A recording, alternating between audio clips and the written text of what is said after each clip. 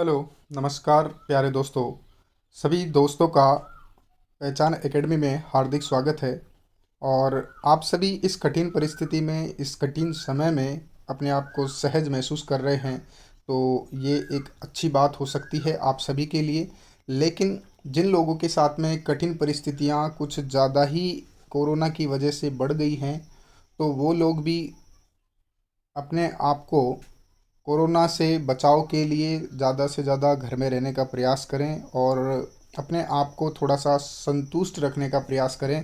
क्योंकि कई बार situations students के साथ में वो बनती हैं कि वो अपने माइंड में कुछ गलतफहमियाँ और कुछ कन्फ्यूजन्स को बिठा के रख लेता है अपनी डिग्री के संबंधित और अपनी पढ़ाई का जो ओवरऑल सिस्टम है उससे संबंधित।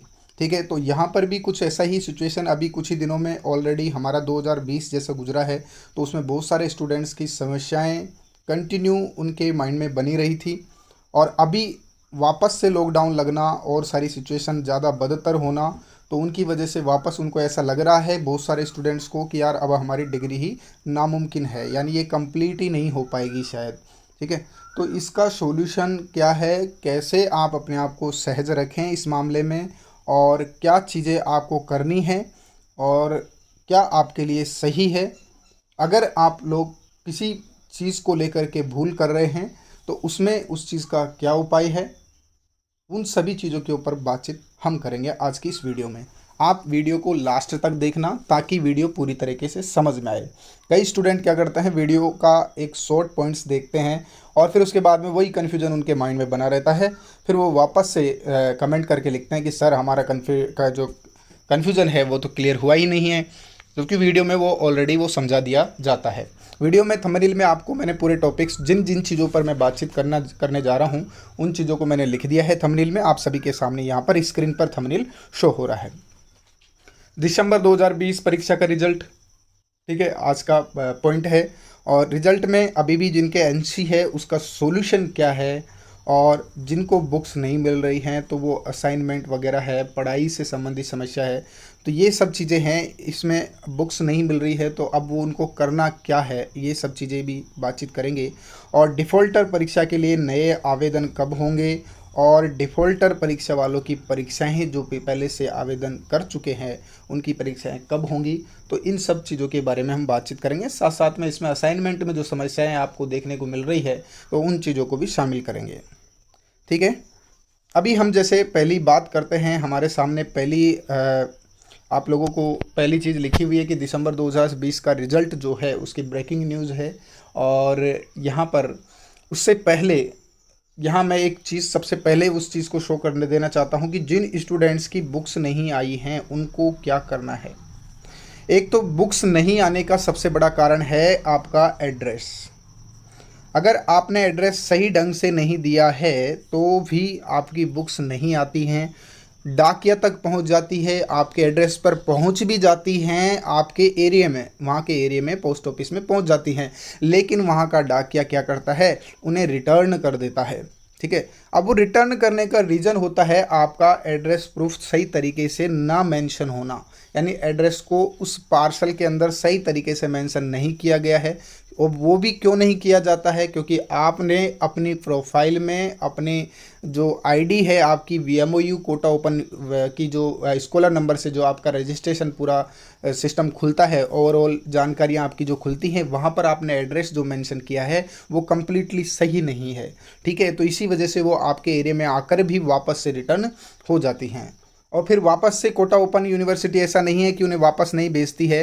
हालांकि कोटा ओपन यूनिवर्सिटी की जो गाइडलाइंस हैं या फिर जो रूल्स बुक्स के रिगार्डिंग बने हुए हैं उसके दौरान उन्हें मतलब ये चीज़, इस चीज़ की अवेयरनेस स्टूडेंट्स को देना बहुत ज़्यादा ज़रूरी होता है। लेकिन अब आप सभी जानते हैं कि थोड़ा मामला गड़बड़ हो चुका है सारे ही सिस्टम्स का, सारी सिचुएशंस का, कि जो यूनिवर्सिटी है किसी भी यूनिवर्सिटी को लगा लो, आज के समय में वो पूरी प्रॉपर तरीके से काम नहीं कर पाती हैं या नहीं करती हैं जानबूझकर भी। तो वो भी सिचुएशन कोटा ओपन यूनिवर्सिटी के साथ में बनी हुई है कि वो स्टूडेंट्स के साथ अवेयर नहीं करते हैं कि यार आपका जो एड्रेस है वो गलत था, इसकी वजह से आप लोगों की बुक्स आपको अचीव हुई या नहीं हुई है। ठीक है, इसके अलावा बस वो आपको जो फैसिलिटीज़ देते हैं कि आप करंट देख सकते हैं कि आपकी बुक्स कहाँ पहुँची है कहाँ नहीं पहुँची है, बस वो उतना ही खुलता है, उसके आगे वो खुलेगा भी नहीं। ठीक है, ये सब फैसिलिटीज़ दिखाने लायक हैं। अदरवाइज आपकी बुक्स में अगर आपने एड्रेस गलत लिखा है, बुक्स नहीं आएगी और बुक्स आपकी कोटा ओपन में वापस चली जाएगी और आपको फिर वहाँ जा करके या तो लानी ही पड़ेगी, नहीं तो दोबारा रिटर्न करने की पॉलिसी है लेकिन वो रिटर्न करते नहीं हैं। ठीक है, तो ये तो बात रही बुक्स की। अब इसका सोल्यूशन क्या है? अब सॉल्यूशन ये है कि आपको करना क्या है। सबसे पहली बात तो सॉल्यूशन तो समस्याओं वालों के लिए बात करेंगे। सबसे पहले मैं कह देता हूं, जिनको अवेयर रहना है आगे, उनको एड्रेस कैसे तैयार करना है।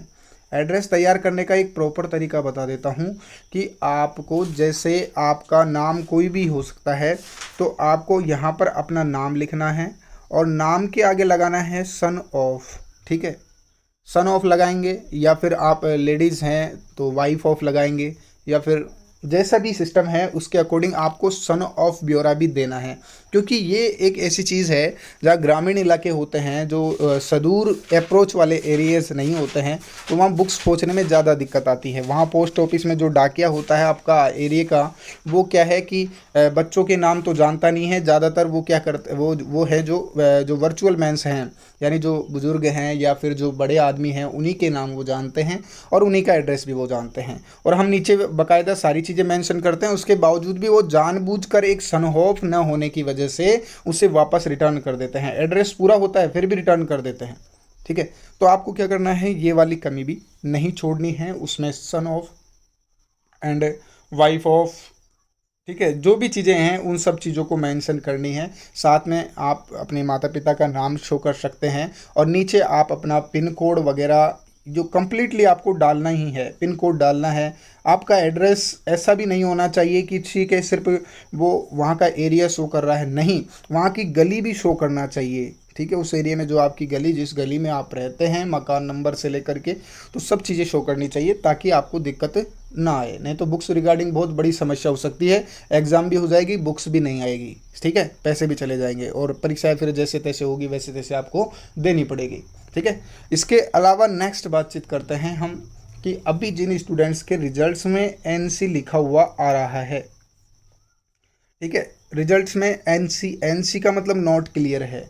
अब कई स्टूडेंट ऐसे हैं जो दावा करते हैं कि हमें प्रमोट किया गया। अब जो जिन स्टूडेंटों को प्रमोट किया गया उनका दावा ठीक भी है और उन्हें प्रमोट भी किया गया है, लेकिन उनके वहाँ रिजल्ट में जब वो देखते हैं तो वहाँ एनसी दिखाई दे रहा है। अब उस एनसी का मतलब तो फेल होता है।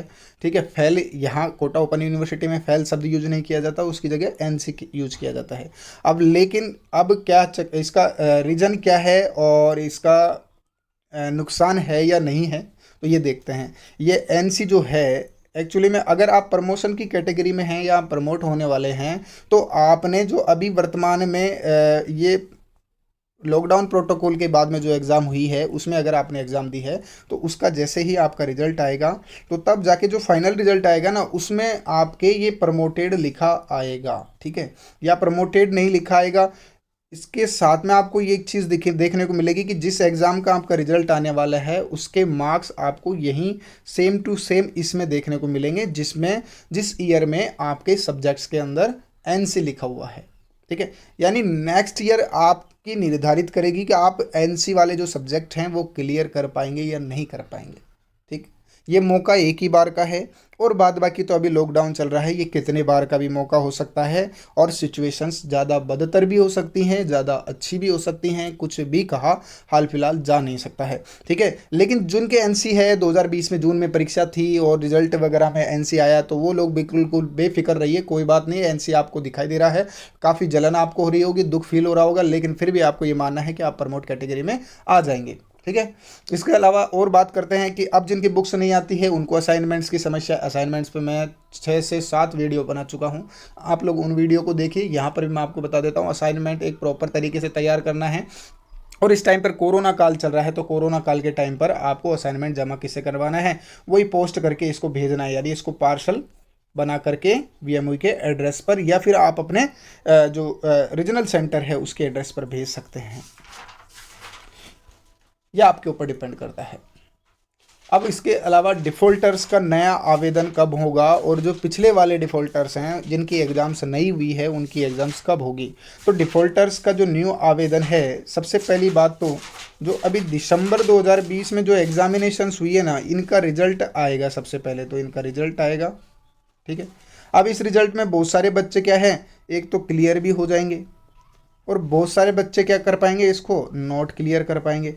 तो सीधी सी बात है भैया कि जब क्लियर और नॉट क्लियर का जो सिस्टम है हमें पता चलेगा कि ये स्टूडेंट नॉट क्लियर, जो नॉट क्लियर हो पाएंगे उन स्टूडेंटों के लिए फिर फॉरम आएगा डिफ़ॉल्टर, ठीक है। अब ये जो डिफ़ॉल्टर फॉरम आएगा ये केवल उन्हीं स्टूडेंट के लिए नहीं आएगा कि जो 2020 में जो फेल हो गए या जो NC है, ये पिछले जितने भी सब्जेक्ट हैं, जितने भी ईयर्स में कभी भी जो आदमी डिफ़ॉल्ट रहा है, जिसका ईयर डिफ़ॉल्ट रहा, सब्जेक्ट डिफ़ॉल्ट रहा, उन सभी के लिए डिफ़ॉल्टर है। आपको ऐसे वेट नहीं करना कि आपके लिए पर्सनल डिफ़ॉल्टर डेट आएगी, सभी की डिफ़ॉल्टर डेट एक ही आती है, ऐसा कोई इशू नहीं है। आप भर सकते हैं, बशर्ते आपकी जो न्यूनतम अवधि है वो कंप्लीट होनी चाहिए। जैसे कि आपको फर्स्ट ईयर क्लियर करने के लिए 1 साल ज़रूरी है, तो 1 साल आपकी अगर पिछली पूरी हो गई हैं और आप फेल हो गए हैं किसी सब्जेक्ट में, या NC है आपके किसी सब्जेक्ट में, तो आप डिफ़ॉल्टर आवेदन कर सकते हैं।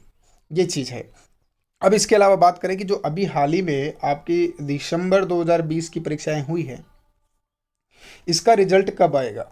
तो दिसंबर 2020 की परीक्षाओं का रिजल्ट है, ये जो नियमित रूप से जो कंटिन्यू पिछली बार के तरीके से देखा जाए या फिर इससे पहले जो सिस्टम हुआ करता था उसमें देखा जाए, तो ये लगभग ये आता था 15 मई के अप्रोक्स से लेकर के 15 जून तक। कब तक, यानी 15 जून तक ये रिजल्ट आ जाता था। लेकिन अब आप सभी जानते हैं कि मई का महीना स्टार्ट हो चुका है, अप्रैल जा चुका है, मई स्टार्ट हो गया है। अब मई के बाद में आपका 15 जून आ जाएगा। लेकिन बात यह है कि अभी जो प्रॉब्लम्स हैं वो ज़्यादा क्रिटिकल हैं, ज़्यादा गंभीर हैं, और कोरोना की वजह से दिसंबर 2020 की कुछ एग्जामिनेशंस हैं जो भी कैंसल कर दी गई हैं। अब इसमें क्या है कि जून जुलाई तक, मैं इसको 15 जून से जुलाई मान लीजिए, अब जुलाई का कंप्लीटली महीना मान लीजिए, यानी रिजल्ट जो आएगा ना ये जुलाई को भी पार कर सकता है, यानी जुलाई से पहले तो रिजल्ट आने वाला है ही नहीं। और दूसरी बात, इसमें उसी स्टूडेंट का रिजल्ट आएगा जिनके न तो प्रैक्टिकल था, न किसी प्रकार का कोई अलग से कोई ऐसा कोई कैंप था, कोई सिस्टम नहीं था। तो वो लोग जिनके पास केवल न तो प्रैक्टिकल सब्जेक्ट हैं और केवल सब्जेक्ट हैं, क्लियर सब्जेक्ट हैं, उनको उन्हीं का रिजल्ट आएगा, औरों का रिजल्ट नहीं आएगा। औरों का रिजल्ट किस लिए नहीं आ सकता, क्योंकि अभी उनके प्रैक्टिकल से एग्जामिनेशंस नहीं हुई है।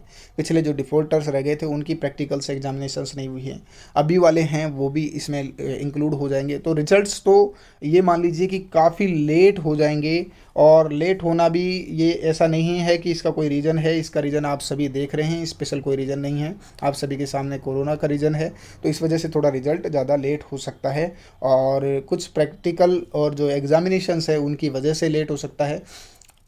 और बाद बाकी अगर मान लेते हैं कि प्रैक्टिकल वालों का रिजल्ट वो बाद में देते हैं, तो आपका रिजल्ट पहले ही शो हो जाएगा। ठीक है दोस्तों, तो वो सारे कन्फ्यूजन आशा अनुसार आपके कंप्लीट हो गए होंगे, थोड़े बहुत क्लियर भी हुए होंगे, थोड़े बहुत भी अगर हैं तो आप इस वीडियो के कमेंट सेक्शन में अपने जवाब को पूछ सकते हैं। और इसके अलावा अगर आप डिग्री कोर्सेज कुछ भी कर रहे हैं तो हमारे चैनल को ज़रूर सब्सक्राइब कीजिएगा, और वीडियोज़ को ज़्यादा से ज़्यादा आप शेयर करने का प्रयास कीजिएगा, ताकि जो स्टूडेंट इस चीज़ से अवेयर नहीं हैं वो भी अवेयर हो जाएँ। ठीक है, तो थोड़ा बहुत हमें भी कोऑपरेट करने का प्रयास कीजिए, ताकि हम लोग भी आप लोगों के लिए सहयोग दे सकें और मन भी करे टाइम देने का। ठीक है दोस्तों, तो मिलते हैं नेक्स्ट वीडियो में, जब तक के लिए नमस्कार।